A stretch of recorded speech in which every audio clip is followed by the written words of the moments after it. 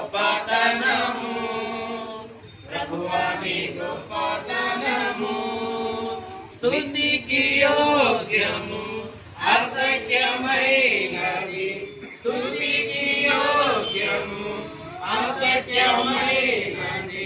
వర్ణించలేమిలా. ప్రభువా నీ గొప్పతనము, ప్రభువా నీ గొప్పతనము, నీ రూపమున నరుని సృజించి అధికారము నిలిచితివి. నీ రూపమున నరుని సృజించి అధికారము నిలిచితివి. క్రీస్తునందు నీ దోషినిగా, క్రీస్తునందు నీ దోషినిగా నిలువబెట్ట కోరితివి, నిలువబెట్ట కోరితివి. నీదు దయ నీ మంచితనము, నీదు దయ నీ మంచితనము వర్ణించలేమిలా. ప్రభువా నీ గొప్పతనము, ప్రభువా నీ గొప్పతనము స్తుతికి యోగ్యము, అసఖ్యమైనది స్తుతికి యోగ్యము, అసఖ్యమైనది వర్ణించలేమిలా.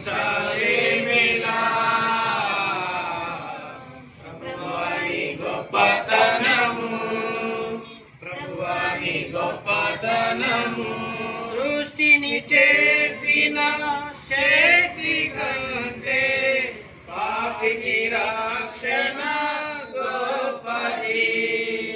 సృష్టిని చేసిన శక్తి కంటే పాపికి రక్షణ గొప్పది. నీ యొద్దనున్న సర్వమిచ్చి, నీ యొద్దనున్న సర్వమిచ్చి విలువకు మోత్యము కొన్నావు, విలువకు మోత్యము కొన్నావు. నీ ఐశ్వర్యము నీ మహిమను, నీ ఐశ్వర్యము నీ మహిమను వర్ణించలేమిలా. ప్రభువా నీ గొప్పతనము, ప్రభువా నీ గొప్పతనము స్తుతికి యోగ్యము, అసఖ్యమైనది స్తుతికి యోగ్యము, అసఖ్యమైనది వర్ణించలేమిలా. ప్రభువా నీ గొప్పతనము, ప్రభువా నీ గొప్పతనము ఉల్లాసముతో సృష్టిమై మరచే అద్భుత కార్యము నన్ను చూచి.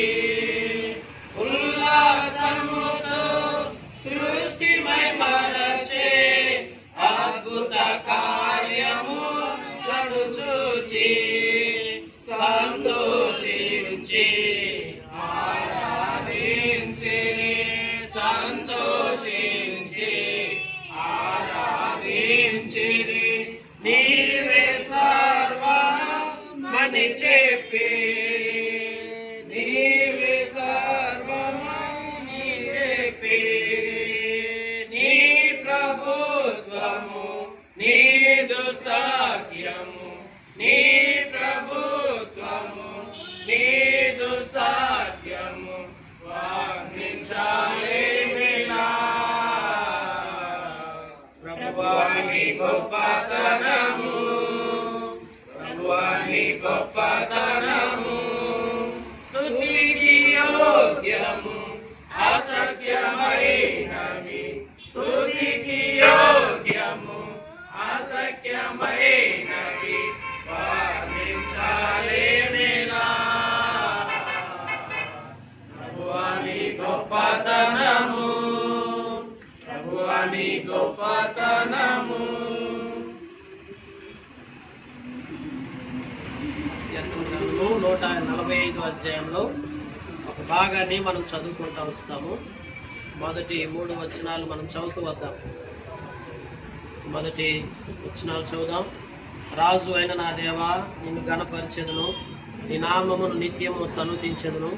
అనుదినము నేను నిన్ను స్తుతించెదను, నిత్యము నీ నామమును స్తుతించెదను. యెహోవా మహత్యము గలవాడు, ఆయన చెదరు, నేను నీ మహత్యమును వర్ణించెదను. బాగానే మనం చూస్తూ వచ్చినట్లయితే దావీదు పలుకుతూ వచ్చిన ఈ మాటలు చూడండి. దేవుడు ఎంత భీకరమైన కార్యాలు చేసే దేవుడు. దేవుడు ఎన్నో పరాక్రమ కార్యాలు, భీకరమైన కార్యాలు, అద్భుతమైన కార్యాలు మన జీవితంలో చేయగలడని దావీదు దేవుడిని స్తుతిస్తూ ఉంటున్నాడు. ఎందుకు దేవుడిని దావీదు స్తుతిస్తుంటున్నాడు అంటే, ప్రియులారా, తన జీవితంలో దేవుడు ఎలాంటి వాడు గ్రహించినటువంటి అనుభవంలో ఉన్నాడు కనుక దేవుడు ఆశ్చర్య కార్యం, అందుకని ఈ ఆశ్చర్య కార్యం నేను ధ్యానించదను. నిజంగా ఇది ఒక ఆశ్చర్య కార్యమే. మరి ఇక్కడ షాప్ పెడతామని మనకు ఆలోచన కూడా లేదు. కొన్ని ఆలోచనలు దేవుడు అప్పటికప్పుడు గుర్తిస్తూ ఉంటాడు. దేవుడి ఉన్నతమైన ప్రణాళికను నెరవేరుస్తూ ఉంటాడు. అందుకే అక్కడ రాయబడి 145 కీర్తన 19 వచనంలో తన యందు భయభక్తులు గల వారి కోరిక ఆయన నెరవేరుస్తుంది. కొన్ని కోరికలు మనం కలిగి ఉంటాం. ఏమని? అవి చేయాలి, వ్యాపారం పెట్టాలి, అలాగే ఎన్నో పనులు చేయాలని ఎన్నో కోరికలతో మనం బ్రతుకుతూ ఉంటాం. అయితే మన కోరికలను ఎప్పుడు నెరవేరుస్తాడు దేవుడు? దేవుని ఎడల మన భయభక్తులు కలిగి జీవిస్తూ వచ్చినప్పుడు దేవుడు మన కోరికలన్నీ కూడా నెరవేర్చుకుంటూ వస్తాడండి. ప్రియమైన వాళ్ళారా, అందుకే లేఖనాల్లో మనం చూస్తూ ఉంటున్నప్పుడు మరి మన యొక్క కోరికలను దేవుడు నెరవేర్చే దేవుడు అండి. ద్వితీయోపదేశ కాండము 28వ అధ్యాయంలోకి వచ్చినట్లయితే చూడండి, దేవుడు చేసే కార్యాలు ఎంతో గొప్పవి. ఆయన మన జీవితంలో మన కోరికలన్నీ నెరవేర్చుకుంటూ వస్తాడని రాయబడుతూ వచ్చింది. ద్వితీయోపదేశ కాండం 28వ అధ్యాయం 8వ వచనంలోకి వచ్చినట్లయితే, నీ కొట్లలోనూ నీవు చేయు ప్రయత్నములన్నిటిలోనూ నీకు దీవెన కలుగునట్లు యెహోవా ఆజ్ఞాపించును. ఈ దేవుడైన యెహోవా నీకు ఇచ్చిన దేశము ఆయన నిన్ను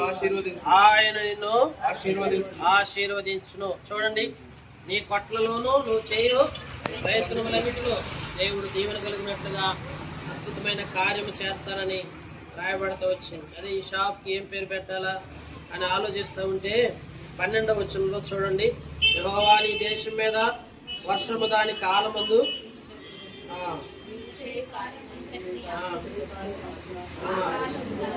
ఆకాశము తన మంచి ధననిధిని అనేక జనములకు అప్పించదు. కానీ అందుకని ఈ షాప్ పేరు ఏం పెట్టామంటే నిధి అని పెట్టాం. ఏం పేరు పెట్టాం? నిధి జనరల్ స్టోర్. నిధి జనరల్ స్టోర్.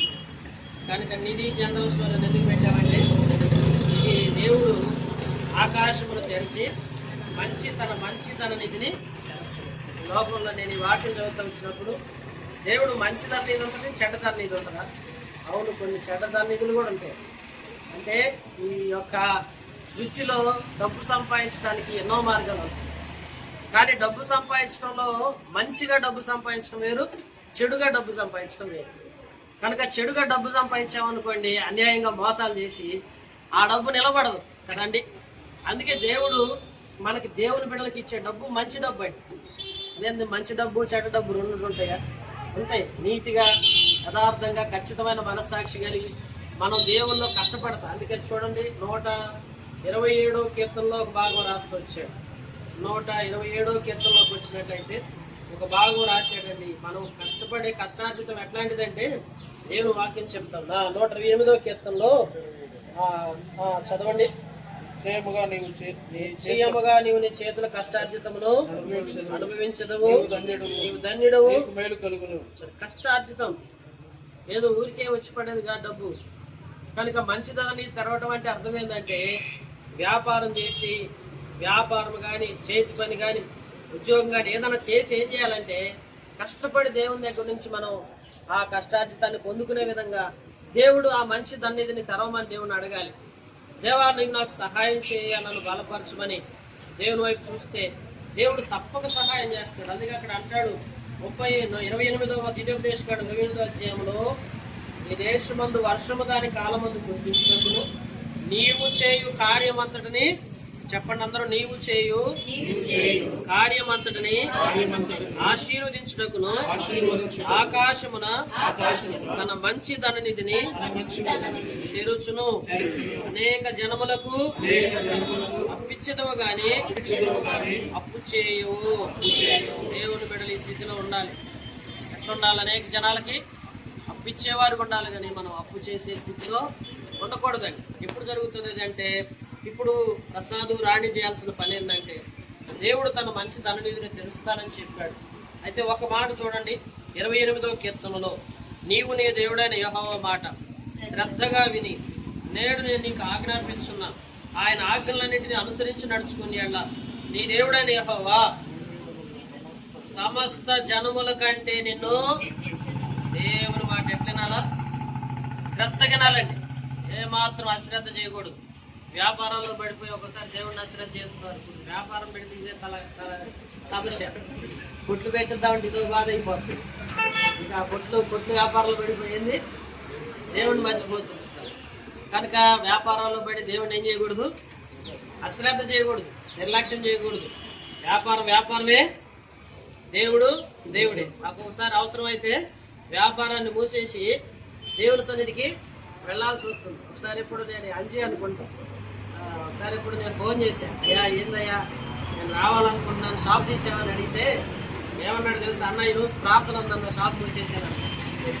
ప్రార్థన ఉంది, షాప్ మూసేసాను, కనుక నేను మీరేమనుకోవద్దు అని చెప్పి అట్లా చెప్తాను. ఎందుకంటే దేవుని పెట్టారా, కొన్ని సందర్భాల్లో అవసరమైతే మనం వ్యాపారాలని క్లోజ్ చేసుకొని అయినా సరే, ఇది మన సొంత వ్యాపారమేగా, ఎప్పుడైనా చేసుకోవచ్చు. అదే పనికి పోతే ఏంది, వాళ్ళు ఏమంటారు, చేయాల్సింది అక్కడి నుంచి వెళ్ళటానికి వీల్లేదంటారు. అది ఇప్పుడు మన సొంత వ్యాపారం కాబట్టి అవసరమైతే షాప్ మూసేసుకొని అయినా, లేకపోతే ఎవరినైనా ఇంకొకటి పెట్టైనా సరే, దేవుని విషయంలో మాత్రం అశ్రద్ధగా ఉండకూడదు. దేవుని మాట వినాలి.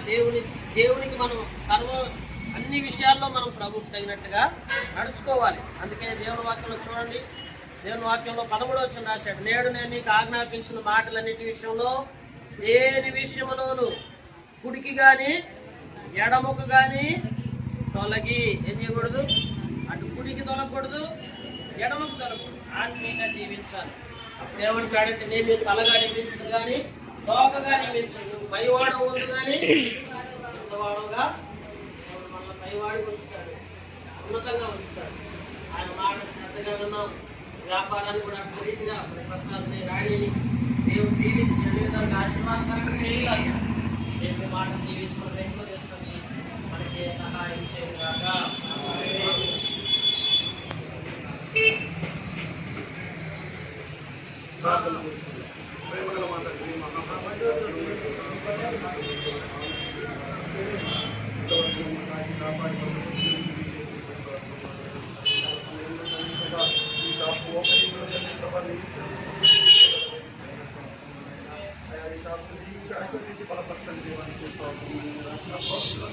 నింపటి దేవానికి వ్యాపారాన్ని జీవించి ఆశీర్వదించి బలపరచని దేవానికి జనాల్లో ఉన్నప్పుడు తండ్రి ప్రభా ఆశీర్వదించినట్టుగా తండ్రి ప్రభా పంట వేసినప్పుడు నూరంతో ప్రతిఫలం ఇచ్చినట్టు తండ్రి ప్రభా అయ్యా తండ్రి ప్రభా ఈ వ్యాపారాన్ని దీవించి ఆశీర్వదించి బలపరచని దేవానికి చేస్తూ నేను ముప్పదంతులుగా దేవానికి దాన్ని దీనికి ఆశీర్వదించి బలపరచండి దేవానికి చేస్తూ ఉంటున్నాను. వ్యాపారికి కావాల్సిన ప్రతి వనరులను సమకూర్చండి దేవానికి చేస్తూ పిల్లల్ని నాకు చేసుకుని దీనికి ఆశీర్వదించి బలపరచండి. మంచి జ్ఞానంతో నీకు తోడుగా ఉండి కాపుదలు దేవానికి చేస్తూ కాపాడండి దేవానికి చేస్తూ ఉంటున్నాను. షాపు చుట్టూ తండ్రి ప్రభావం పరిశుభ్రాత్మని కంటి వేసి కాపాడి భద్రపరచండి నైనా నీకు చేస్తూ దృష్టివార్తలైనా నీకు చేస్తూ ఘనత ఈ మహిళ ప్రభావంలో తీసుకుంటూ ఏసై అతి శ్రేష్టమైన నామంలో అడిగి పెట్టుకుంటున్నాము తండ్రి.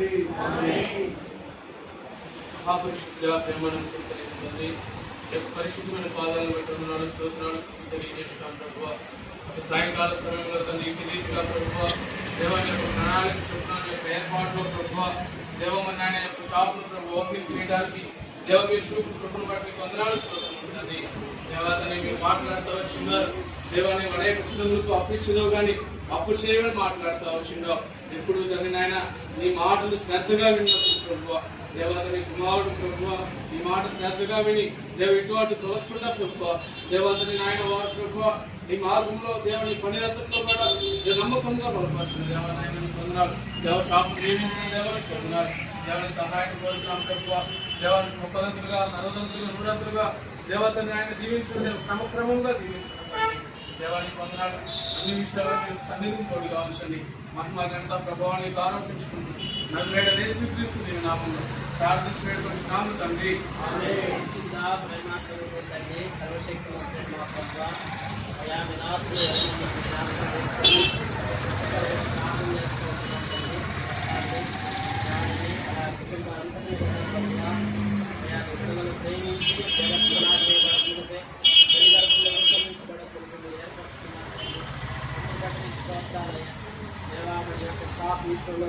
నీ సన్నిధిలో ప్రార్థించినప్పుడు నాయన ఆకాశము నుండి తన మంచి ధననిధిని తెరుచుమంటున్నావయ్యా దేవా. మరి నిధి అనేటువంటి జనరల్ స్టోర్స్ ప్రభువా మరి నాయన మీరు ఆజ్ఞాపించిందయ్యా నీ పట్లలో మేము చేయ ప్రయత్నములంటూ మీ దేవుడైన యెహోవా నాయన మరి దీవించినట్టుగా ఆజ్ఞాపించినట్టున్నావు తండ్రి. నాయన మీ దీవెన చేత ప్రభా నింపుతురండి బలపరచండి తండ్రి. అయ్యా మీరే సహాయం బలపరిచి భవిష్యత్ అంతా ఆశీర్వాదకరంగా చేసి మీ నామానికి మహిమ తెచ్చుకోవలసింది. మహిమయు ఘనతయు ప్రభావం నీకు ఆరోపించుకుంటూ యేసు క్రీస్తు ప్రభా నామం పేరిట అతి వినయంతో ప్రార్థించి వేడుకొలుస్తున్నాం తండ్రి.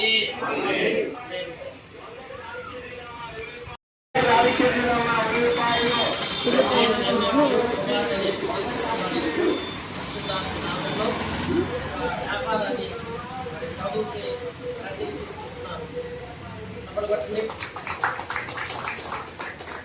चक चक चक चक चक महिमा घनता नीके युग युगमुల వరకు ఎంతో నమ్మదగిన దేవా ఎంతో నమ్మదగిన దేవా మా దేవుడవై మాకీర్తివి ఎంతో Saga.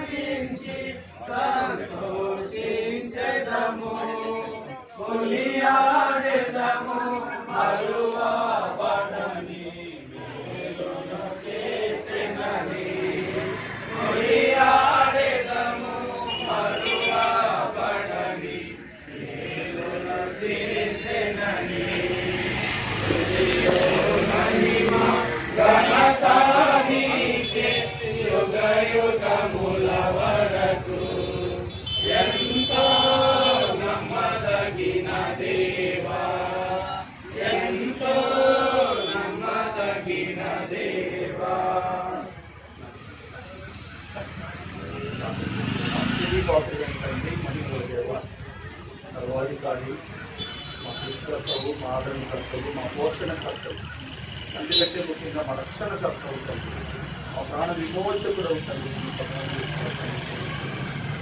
ఈ కలిగినంలో సాయంకాలం మరోసారి మీ పిల్లల మీద స్థానిక సంఘంతో కలిసి మీ నామాన్ని ఇలాగ స్థుతించే భాగ్యం సేవకులు ప్రార్థించారు. ప్రభు దయావారి ప్రార్థనతో పడిన ప్రార్థన కూడా ఆలోచించిన ఆయన ప్రసాదులు రాణి మీరు ప్రేమించి మీరు అనుగ్రహించినటువంటి శాపం బట్టి ఆయన గత 2 మాసాల్లో వారు చాలా ఇబ్బందులతో అయా మరి అనారోగ్య పరిస్థితిలో ఉన్నప్పటికీ మీరు ఇచ్చిన నెమ్మదిని బట్టి ఇస్తున్నాం, మీరు ఇచ్చిన ఆరోగ్యం బట్టి ఇస్తున్నాం. అయ్యా అయా సంఘం బిడ్డలందరూ కూడా కనిపెట్టుకొని ప్రార్థించారు. అయా మీరు నెమ్మదినిచ్చారు, అద్భుతమైన స్వస్థతను అనుగ్రహించారు. అందరూ బట్టి మొదటిగా మీకు వందనములు స్తోత్రములయ్యా. అయా మరి ఆయన వారి జీవనోపాధి నిమిత్తము ఈ షాపులో ఏర్పాటు చేసుకోవడానికి మీరు చూపిస్తూ వచ్చారు. మీకు స్తోత్రము నాయన. మరి బిడ్డలు ఈ షాపును ఈ రోజు నుండి ప్రభావ ప్రారంభిస్తున్నారు. స్థానిక సంఘములు సేవకులందరినీ పిలిపించుకున్నారు, అనగా మిమ్మల్ని ఆహ్వానిస్తున్నారు మొదటిగా. అందును బట్టి స్తోత్రములయ్యా. పరిశుద్ధులు అడుగుపెట్టిన ఈ స్థలమును మీరు దీవిస్తున్నారండి. ఈ షాపును వర్ధిల్ల చేయమని మీ సన్నిధిలో మనం చేస్తున్నాం. 30 గాను 60 100 గాను అయా ఫలింపులు మీరు దయచేయవలసిందిగా వేడుకుంటూ వస్తున్నాం తండ్రి. అయ్యా మేమేమై ఉన్నామో అది మీ కృప అయి ఉన్నామయ్యా. మీ చిత్తమే ప్రభువా. అయ్యా మీ చిత్తం లేకుండా మీ సెలవు లేకుండా మీరు ఏమీ చేయలేము తండ్రి. అంత బిడ్డలకు మీరు అనుగ్రహించిన అయా ఈ నూతనమైనటువంటి షాపులు బట్టి వందనములు స్తోత్రములు చెల్లిస్తూ ఆయన చక్కగా వర్ధిల్ల చేయమని మీ నామం పేరిట బిడ్డలకు శుభములు తెలియజేస్తున్నాం. అయా మీ కృప మీ సన్నిధితో మా బిడ్డలకు అనుగ్రహించవలసిందిగా వేడుకుంటున్నాం. ఈ షాపు ద్వారా వచ్చే ఆయన ప్రతి రూపాయిని మీ కొరకు సేవలు పరీక్షలు ఉపయోగించడానికి వారికి మంచి మనసు కూడా దశమ భాగం ఇచ్చి మిమ్మల్ని మేలుపరచడానికి అనుగ్రహించవలసిందిగా వేడుకుంటున్నాం. ఆయన మరి ఈ షాపుల వాళ్ళు కూడా జ్ఞాపకం చేసుకొని ఆ బిడ్డలు అందరూ కూడా ఐకమత్యంగా సంతోషంగా అయా ఈ స్థలంలో ఉండి అయా ఖాళీ సమయంలో మిగిలిన సమయంలో కూడా మిమ్మల్ని స్తుతించడానికి బిడ్డలకు మంచి మనసు అనుకూలమైన సమయం అనుగ్రహించవలసిందిగా మీ భాషను నిలబెట్టుకోవచ్చు. మరోసారి ప్రభువా మీరే పరిశుద్ధపరచున్నారు, దీవించి ఆశీర్వదిస్తున్నాం. మీ సన్నిధి మీ సహాయం మీ కృపను మరోసారి కోరుకోవచ్చు. మీ కృప కొరకై మమ్మల్ని అప్పగించుకుంటాం. మా ప్రభువును రక్షకుడైన యేసుక్రీస్తు ప్రభువు వారి మహిమగల శ్రేష్ఠమైన నామం వందనములు కృతజ్ఞతాస్తుతులు స్తోత్రములు చెల్లిస్తూ ప్రార్థించి వేడుకొనుచున్నాము మా ప్రియ పరలోకపు తండ్రి.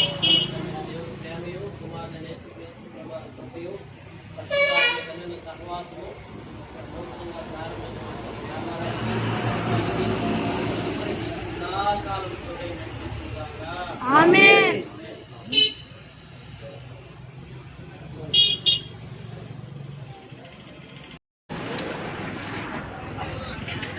లేదు